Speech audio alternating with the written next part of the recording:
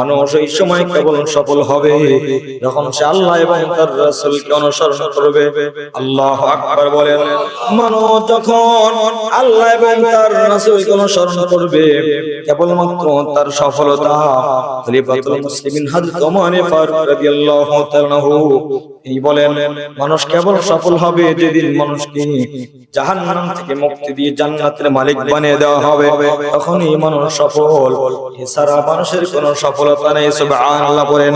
আল্লাহ তাআলা বলেন, ওমাইয়ুতিল্লাহা ওয়া রাসূলাহু ইদখিলহু জান্নাতিন তাজরি মিন তাহতিহাল আনহার। কেউ যদি আল্লাহ তাআলার অনুসরণ করে, রাসূলাহু এবং রাসূলের অনুসরণ করে, মহান আল্লাহ বলেন, ইদখিলহু জান্নাতিন তাজরি মিন তাহতিহাল আনহার। আল্লাহ তাআলা তাকে জান্নাতের মালিক বানিয়ে দিবে। সুবহানাল্লাহ। তাহলে বোঝা গেল অনুসরণ কেমন অনুসরণ করা দরকার। আবু লাহাব রাসূলের চাচা আবু তালেব, ওই আবু তালেব রাসূলকে খুব ভালোবাসতো। এখন মাইজ ভান্ডারী যারা আছে বাংলাদেশে, আটরশি মাইজ ভান্ডারী যারা আছে, তারা বলে আমরা রাসূলের আশিক। তারা কি বলে বলেন? আমরা রাসূলের আশিক। আসলে কি তারা রাসূলের আশিক নাকি? আশিক নয়, বরং তারা যে বলে রাসূলের আশিক। আশিক তাদের ভিতরে রাসূলের কোনো সুন্নাত খুঁজে পাওয়া যায় না। আল্লাহ তাআলা বলেন, যারা আল্লাহ এবং রাসূলের অনুসরণ করলো তারা জান্নাতের মালিক হয়ে যাবে। মুসলমান যে কথাটা আপনাদের কি বোঝাইতে চাই সেটি হলো, রাসূলের অনুসরণ করতে গেলে দেখা যাবে কখনোই সে বেদাত কাজ করতে পারবে না, কখনোই সে গুনাহের কাজে শরীক হইতে পারবে না। রাসূল করিম সাল্লাল্লাহু আলাইহি ওয়াসাল্লাম বলেন, যারা আমি নবীর অনুসরণ করবে এবং তারাই সফল হতে পারবে। তাদেরকে ময়দানে মাহশরে আমি পয়গম্বর সুপারিশ করে আল্লাহ তাআলার জান্নাত পর্যন্ত পৌঁছে দিব। সুবহানাল্লাহ। অনুসরণ আল্লাহ এবং তার রাসূলের অনুসরণ হলো, আল্লাহ এবং তার রাসূলের অনুসরণ যারা করবে কেবল জান্নাত তাদের জন্য। যাদের অনুসরণ নাই তাদের জন্য জান্নাতের কোনো ঘোষণা নাই। এখন অনুসরণ তারা না করে বরং তারা দুশমনি করতে যাচ্ছে। আল্লাহ তাআলাকে নিয়ে কটূক্তি করা কত বড় কথা চিন্তা করা যায়। মুসলমান ভাইরা রে আমার, মহান আল্লাহ তাআলা ডাক দিয়ে বলেন, ওমাইয়ুতিল্লাহা ওয়া রাসূলাহু ইদখিলহু জান্নাতিন তাজরি মিন তাহতিহাল আনহার। আল্লাহর অনুসরণ করো। জোরে বলেন তো, কোরআন কার কিতাব? এই কিতাবের ভিতরে কোনো ভুল আছে, কোনো সন্দেহ আছে? কোনো ভুল নাই, কোনো সন্দেহ নাই। এর প্রতি পরিপূর্ণভাবে ঈমান রাখা, বিশ্বাস রাখা, এটা আল্লাহর প্রতি বিশ্বাস এই যে রাখবে কোরআন এটা সত্যের ভিতরে কোনো ভুল নাই, সে হবে প্রকৃত মুমিন ঈমানদার। শুধু বিশ্বাস করলে হবে না, বিশ্বাস করবে কাজের মাধ্যমে সেটা প্রমাণ করতে হবে যে আমার রব একজন আছেন। আওয়াজ করে বলেন তো তিনি কে? আল্লাহ তাআলা বলেন, যালিকাল কিতাবু লা রাইবা ফীহি হুদাল লিল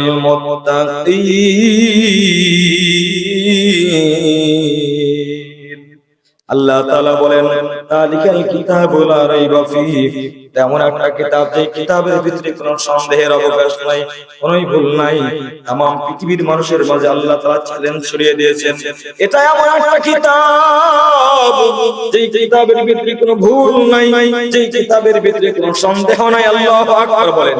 যে কিতাবের ভিতরে কোনো ভুল নাই, এই নির্ভুল কিতাব, এই সুন্দর কিতাব, দামি কিতাব, মহাগ্রন্থ আল কোরআন যদি তোমরা বুকে ধারণ করতে পারো, এই নিয়ে যদি জীবন যাপন করতে পারো, আল্লাহ তাআলার অনুসরণ করতে পারো, আল্লাহ তাআলার পয়গম্বর বলেন, তারাকুম আমরাইন।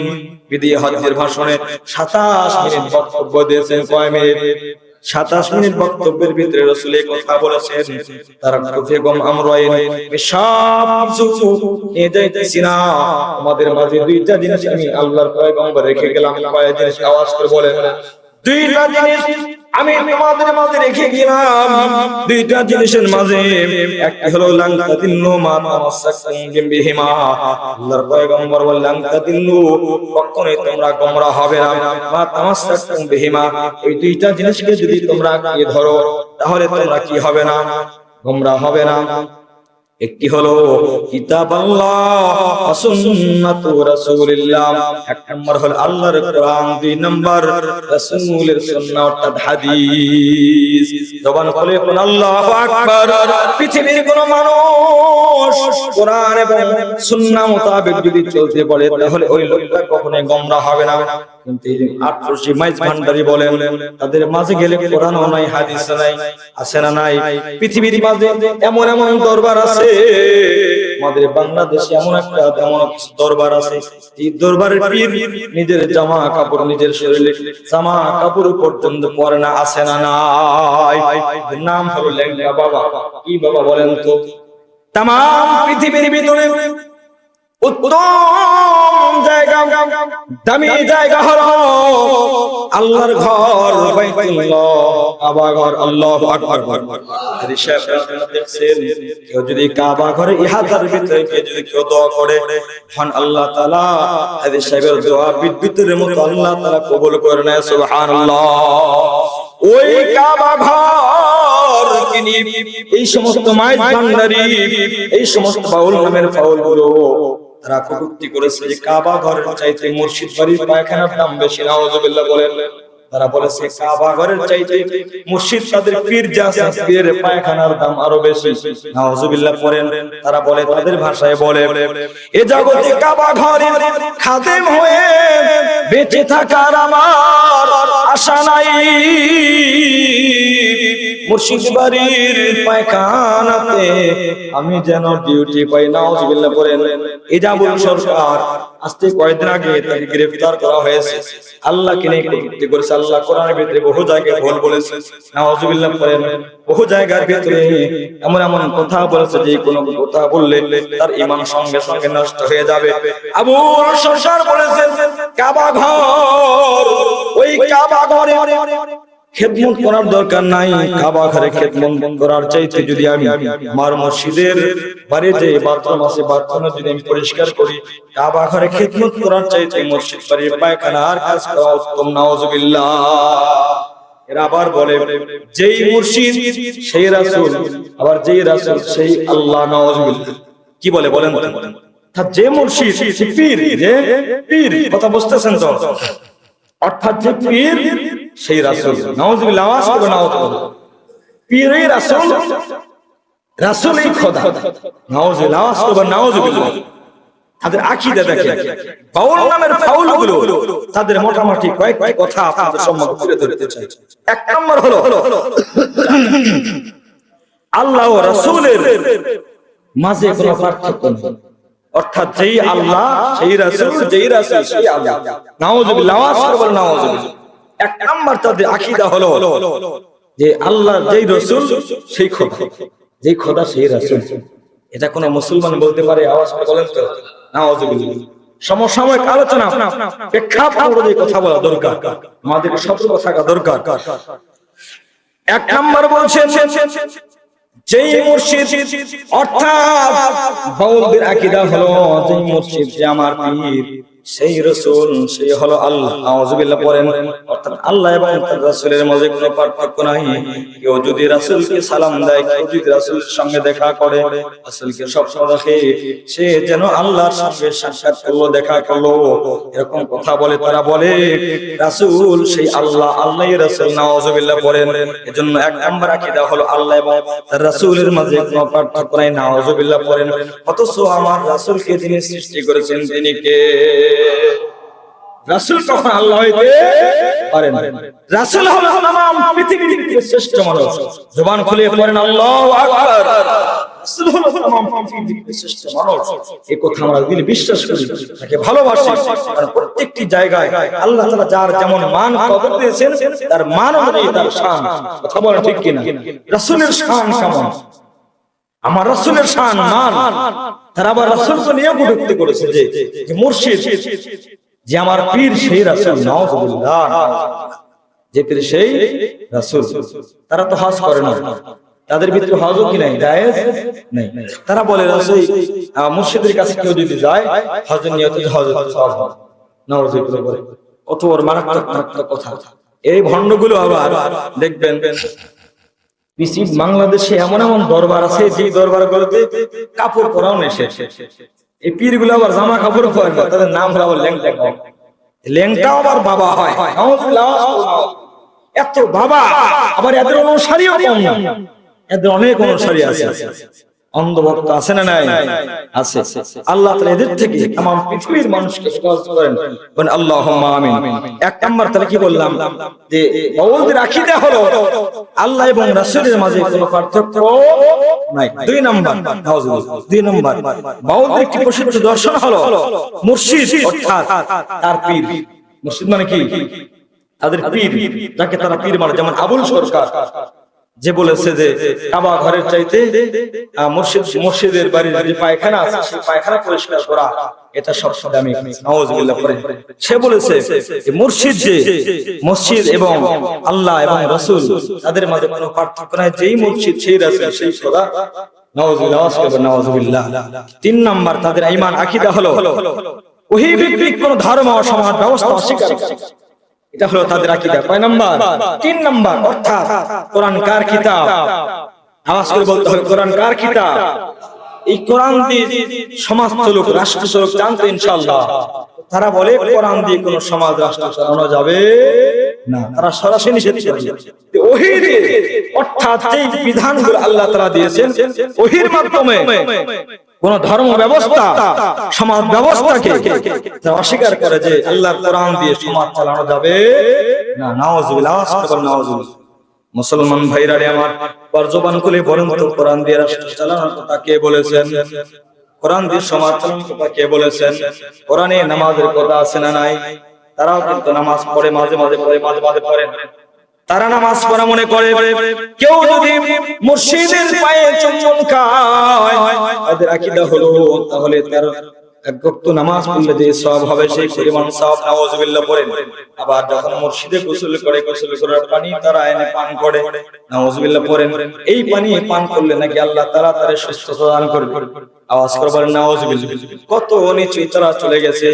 এজন্য আল্লাহ তাআলা বলেন ওমাইতিল্লাহ ওয়া রাসূলাহু ইদখিলহু জান্নাতিন তাজরি মিন তাহতিহাল আনহার। পৃথিবীর কোন মানুষ ভণ্ড মুশরিক সাধারণ অনুসরণ করার কথা আল্লাহ তাআলা বলেন নাই। ওমাইতিল্লাহ ওয়া রাসূলাহু, এক নাম্বার আল্লাহর অনুসরণ করো, দুই নাম্বার রাসূলের অনুসরণ করো। আল্লাহ এবং তার রাসূল অনুসরণ করার দরকার আছে না নাই? যারা আল্লাহ এবং তার রাসূল অনুসরণ করবে সরাসরি আল্লাহ তাআলা তাকে জান্নাতের মালিক বানিয়ে দিবে। সুবহানাল্লাহ। তাহলে আমরা অনুসরণ করব কার? আল্লাহ। দুই নাম্বার রাসূলের অনুসরণ করব। কিন্তু তারা বলে যেই খোদা সেই রাসূল, যার কারণে তাদের মুখে দাড়িও নাই। দাড়ি নাকি ইসলামের সৌন্দর্যতা নয়। নাউজুবিল্লাহ পড়ে। আউল নামে বাউল নামের ফাউলগুলো, এজন্য বাউলুন শব্দের অর্থ হলো পেশা। বলেন বাউলুন এটা আরবি শব্দ। এটা কি শব্দ? আরবি শব্দ। অর্থ হলো পেশা। কিন্তু কিতাবের ভিতরে দেখলাম এর বহু ব্যাখ্যা রয়েছে। এর কোন কোন বাউল তাদেরকে বলা হয় যারা মারিফত নেই, তারা বেশি বেশি কথা বলে, গান বাজনা করে। বাউল শরীয়তের জন্য মমতাজ বলছিল কোরআন 38 পারা বলে। কয় পারা? কোরআন কয় পারা? আওয়াজ করে বলুন, কোরআন কয় পারা? 30 পারা। আমাদের বিশ্বাস কোরআন 30 পারা। এই মমতাজ বলছিল কোরআন 38 পারা। 30 পারা জাহেরি ভাবে নাযিল হয়েছে, আর 8 পারা গোপন ভাবে নাযিল হয়েছে। নাউজুবিল্লাহ পড়েন, নাউজুবিল্লাহ। এই হলো আউল নামের বাউল নামের ফাউলগুলো। কোরআন 30 পারা, এটা উপর ঈমান রাখা, বিশ্বাস রাখা, এটা একটা ঈমান। সুবহানাল্লাহ পড়েন। কিন্তু তারা বলছে কোরআন 38 পারা, 8 পারা গোপন ভাবে নাযিল হয়েছে। নাউজুবিল্লাহ পড়েন। এরা এদের কথাও, এই সমস্ত বাউলদের কথাও আবার কিছু মুসলমান শুনে, আছে না নাই? তাদের থেকে আমাদের হেফাজত থাকতে হবে, দূরে থাকতে হবে। কারণ এই সমস্ত ভাইরাস যদি কোথাও লাগে সেই জায়গা নষ্ট হয়ে যাবে। কথা বল ঠিক কি? সুতরাং আল্লাহ তাআলা এই সমস্ত দাজ্জাল মার্কা কিছু মুনাফিক থেকে আল্লাহ তাআলা মুসলমানদের হেফাজত করেন। আল্লাহুম্মা আমিন। বলতেছিলাম কোরআন 30 পারা, তারা বলে কোরআন 38 পারা। এর ভিতরেও আরো তারা কিছু বৃদ্ধি করে। যেমন আবুল সরকার বলেছে যে কয়েকদিন আগে সূরা নাসের ভিতরে কুল আউযু বিরাব্বিন নাস মালিকিন নাস, আল্লাহ তাআলা খায়া কালাম নাই, প্রত্যেকটা আয়াতের শেষে নাস আর নাস আর নাস। এত নাজ কি নাউজুবিল্লাহ বলেন নাউজুবিল্লাহ। কোরআন এত সুন্দর করে আল্লাহ নাজিল করেছেন, একটু যখন কোরআন ধরবেন মাঝে মাঝে একটু মিলাবেন, আশ-শামসি ওয়া দুহাহা ওয়াল কমারি ইযা তালাহা, দেখেন প্রত্যেকটা আয়াতের শেষে হা আলিফ আছে না নাই? আছে না? টান আছে না নাই? এত সুন্দর করে কবিতা আকারে আল্লাহ নাজিল করেছেন সূরা নাসের ভিতরে। কুল আউযু বিরাব্বিন নাস, সকলে বলেন কুল আউযু বিরাব্বিন নাস, মালিকিন নাস, ইলাহিন নাস, মিন শাররিল ওয়াসওয়াসিল খান্নাস, আল্লাযী ইউওয়াসওয়িসু ফি সুদুরিন নাস, মিনাল জিন্নাতি ওয়ান নাস। আগের আয়াতের সঙ্গে পরের আয়াতের মিল আছে না নাই? এত সুন্দর করে আল্লাহ কোরআন নাযিল করেছেন। খলিফাতুল মুসলিমিন হযরত ওমর হাতিমে কাবার ভিতরে এক পাশে দাঁড়িয়ে আছেন, এক পাশে নবী মুহাম্মদুর রাসূলুল্লাহ সাল্লাল্লাহু আলাইহি ওয়াসাল্লাম কোরআন পড়ছিলেন নামাজের ভিতরে। তখন তিনি নবীজির তেলাওয়াত শুনছিলেন। তেলাওয়াত শুনে চিন্তায় পড়ে গেলেন, কি তেলাওয়াত করে, এত মজা, আগের আয়াতের সঙ্গে পরের আয়াতের মিল আছে, এত মধুর, শুনতে এত মজা, এগুলো কি শের নাকি? চিন্তা করছে এগুলো কি মুহাম্মদ কবি হয়ে গেল নাকি? সে তার কবি যে তার কবিতাগুলো করছে, সে তার কবিতার কবিতা পাঠ করছে, এরকম নাকি? সঙ্গে সঙ্গে আল্লাহর পয়গম্বরের জবান দিয়ে আল্লাহ তাআলা বের করে দিলেন, ওমা হুয়া বিকাউলি শাইর, আমার নবী যে কথা বলছে এটা পৃথিবীর কোনো কবির কবিতা নয়। আল্লাহু আকবার বলেন, এটা কোনো কবির কবিতা নয়, আমার নবী কোনো কবি নয়, এটা কোনো কবির কবিতা নয়। এবার খলিফাতুল মুসলিমিন চিন্তা করতেছেন, তাহলে কবিতাই যদি না হয়, আগের কথার সঙ্গে পরের কথার মিল আছে, আগের শব্দের সঙ্গে পরের শব্দের মিল আছে, পন্থীর মিল আছে, লাইনের মিল আছে, কবিতা না হলে তাহলে এটা কি হইতে পারে? আর আমি যে মাত্র মনে মনে ধারণা করছি মুহাম্মদ যেই তেলাওয়াত যেগুলো করছে এগুলো মনে হয় তার কবিতা, মুহাম্মদ কেমনে বুঝতে পারলো, কেমনে শুনলো? আল্লাহু আকবার বলেন। আসলে মুহাম্মদ সাল্লাল্লাহু আলাইহি ওয়াসাল্লাম শুনছেন না, আল্লাহ শোনায় দিয়েছে। ওমর মাত্র মনে মনে চিন্তা করতেছেন মুহাম্মদ যেগুলো করতেছে এগুলো তার কবিতা, মুহাম্মদ সাল্লাল্লাহু আলাইহি ওয়াসাল্লাম এটা তার কানে শুনে নাই, এ শোনায় দিয়েছে। বলেন তো আল্লাহ তাআলা বলছেন, নবী আপনি বলে দেন, ওমা হুয়া বিকাউলি শাইর, যে আমি কোনো কবি নয়, আমি যেগুলো করছি এটা কবির কোনো কবিতা নয়। আল্লাহু আকবার বলেন, আল্লাহু আকবার। এবার খলিফাতুল মুসলিমিন হযরত ওমর চিন্তা করতেছেন, আমি তো মাত্র মনে মনে ধারণা করছি মুহাম্মদ যেগুলো তেলাওয়াত করছে এগুলো তার কবিতা, এটা তো আমি জবান দিয়ে বলি নাই, কিন্তু মুহাম্মদ এটা কেমনে শুনলো, কেমনে বুঝতে পারলো? তাহলে মুহাম্মদ সাল্লাল্লাহু আলাইহি ওয়াসাল্লাম হয়তো জ্যোতিষ হয়ে গেছে, গণক হয়ে গেছে, যে আমি যা কিছু বলছি, যা কিছু ধারণা করছি সেগুলো সে বুঝতে পারছে। আল্লাহু আকবার বলেন। এইগুলো কথা যখন চিন্তা করলেন আল্লাহ তাআলা বলেন, আলা বিকাউলিকা অলিলাম মা তাযাক্কারুন, বলি আমার নবী কাহিন নয়, জ্যোতিষী নয়। আল্লাহু আকবার বলেন না, আল্লাহু আকবার। তুমি ধারণা করছো মুহাম্মদ সাল্লাল্লাহু আলাইহি ওয়াসাল্লাম তিনি জ্যোতিষ হয়ে গেছে, না, আমার নবী জ্যোতিষ নয়। তুমি যা ধারণা করছো এগুলো আমার নবী, তুমি শুনতে পাচ্ছ বিষয়টা এমন নয়, বরং আমি রব আমার নবীকে শোনায় দিচ্ছি। সুবহানাল্লাহ। এবার খলিফাতুল মুসলিমিন চিন্তা করতেছেন, তাহলে মুহাম্মদ এত সুন্দর করে তেলাওয়াত করে পাঠ করে এগুলো হইতে পারে, কার কথা আগের কথার সঙ্গে পরের কথার মিল আছে? কোন সেই মানুষের কথা? পৃথিবীর কোন মানুষের বানানো কথা না, কিন্তু পৃথিবীর কোন মানুষের লিখিত কোন গল্পের বই থেকে নিয়ে সংগ্রহ করা? এরকম চিন্তা করে যখন করলেন আল্লাহ তাআলা পয়গম্বরের মাঝে জবাব দিয়ে দিলেন, তানজিলুম মির রাব্বিল আলামিন, এটা পৃথিবীর কোন কবির কবিতা নয়, কোন জ্যোতিষীর কথা নয়, সরাসরি মহান আল্লাহ তাআলা, মহান আল্লাহ রাব্বুল আলামিনের কালাম কিতাবুল্লাহ। সুবহানাল্লাহ বলেন, সুবহানাল্লাহ। এজন্য কোরআন কি বলা হয়? কালামুল্লাহ। কোরআন কি বলা হয়েছে? কালামুল্লাহ, আল্লাহর কথা। কার কথা? আল্লাহ তাআলার কথা। যতক্ষণ পর্যন্ত একজন মানুষ কোরআন পড়বে, কিতাবের ভিতরে আসছে, সে ততক্ষণ পর্যন্ত যেন রব্বুল আলামিনের সঙ্গে গল্প করবে। সুবহানাল্লাহ। আল্লাহ তাআলার সঙ্গে সে কথা বললো। সুতরাং এমন বাউল নামের বাউলগুলো থেকে সাবধান থাকা দরকার আছে না নাই? তারা বলতেছে যে কোরআন কারীমের ভিতরেও অনেক জায়গায় আল্লাহ মিথ্যা কথা বলেছেন, নাউযুবিল্লাহ। মিথ্যা কথা বলছে। আমরা বিশ্বাস করি কোরআনের ভিতরে আল্লাহ তাআলা কোন জায়গায় মিথ্যা কথা বলে নাই। সুতরাং যারা আল্লাহকে নিয়ে কটূক্তি করবে, রাসূলকে নিয়ে কটূক্তি করবে, তার সর্বোচ্চ শাস্তি হলো মৃত্যুদণ্ড। সে মুরতাদ হয়ে গেছে। তিন শ্রেণীর মানুষকে হত্যা করা যায়। কয় শ্রেণী বলেন তো? তিন শ্রেণীর। এক নাম্বার হলো কেউ যদি কাউরে হত্যা করে তাকেও হত্যা করা হবে। কেউ যদি কাউরে হত্যা করে তাকেও হত্যা করা হবে। وكتبنا عليهم فيها أن النفس بالنفس والعين بالعين والأنف بالأنف والأذن بالأذن والسن بالسن والجروح قصاص। কেউ কাউরে হত্যা করলে তাকেও হত্যা করতে হবে। কেউ যদি কাউরে নাক কাটিয়ে দেয় তাকেও নাক কাটিয়ে দিতে হবে। কেউ কাউরে হাত ভেঙে দেয় তাকেও হাত ভেঙে দিতে হবে। এটা কোরআনের বিশ্বাস, ষষ্ঠ বিচার। আল্লাহু আকবার বলেন, আল্লাহু আকবার। এটা হলো এক নাম্বার। তিন শ্রেণী মানুষকে হত্যা করা যায়। যে এক নাম্বার, যে হত্যা করবে কাউকে তাকে হত্যা করা হবে। দুই নাম্বার হলো যে ব্যক্তি জিনা করবে, ব্যভিচার করবে, তাকে হত্যা করা হবে। জিনাকারী, ব্যভিচারকারী সঙ্গে সার মাটির ভিতরে তার গলা পর্যন্ত পুঁতিয়ে রেখে তাকে পাথর মেরে মাথায় আঘাত করে তাকে পৃথিবী থেকে বিদায় করে দিতে হবে। তিন নাম্বার হলো যে মুরতাদ হবে। কি হবে? মুরতাদ অর্থাৎ কাফের থেকে মুসলমান, অথবা মুসলমান ছিল মুসলমান থেকে আবার চলে গেছে কাফের হয়ে গেছে। মুসলিম থেকে কি হয়ে গেছে? কাফের হয়ে গেছে, অর্থাৎ মুরতাদ হয়ে গেছে। কেউ যদি মুরতাদ হয় তাকে পৃথিবীর জমিন থেকে বিদায় করে দিতে হবে। এটা হলো আল্লাহর বিচার। কার বিচার? আল্লাহর বিচার। তাহলে আল্লাহ আপনার আমার রিজিক দেয়, সম্মান দিয়েছেন, আল্লাহ হায়াত দিয়েছেন, জীবন দিয়েছেন, মরণ দিয়েছেন, সব কিছু দিয়েছেন আল্লাহ।